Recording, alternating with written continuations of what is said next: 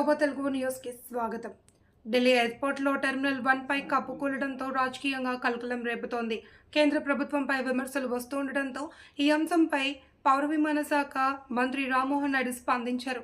ఓ విషయం స్పష్టం చేయాలనుకుంటున్నా, కూలినది పాత భవనంలోని పైకప్పు.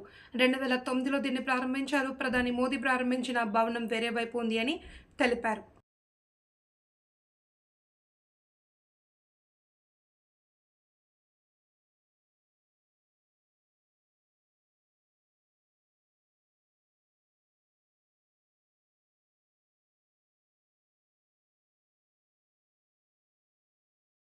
This 2009 and in 15 years it has collapsed. Like you have said, this structure has been built in 2009, and what we have asked the DIAL, Delhi International Airport Limited, also is to do a verification inspection from their side.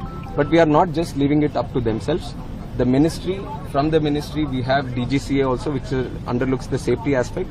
So they will also be supervisioning this inspection, and they will also give us a report. And from our ministry side, I can assure you that this is taken as a very serious incident also, not just in this airport, but across the country, any airports that are with similar structures, we will have to go through them all again, and we will do a thorough checking of all the necessary airports that can come under our purview, and we will take the necessary report, and we will see if there is a requirement for an independent body also.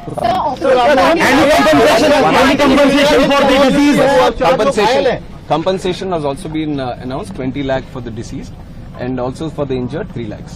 opposition parties are saying ये आरोप लगा रहा है कि जल्दबाजी में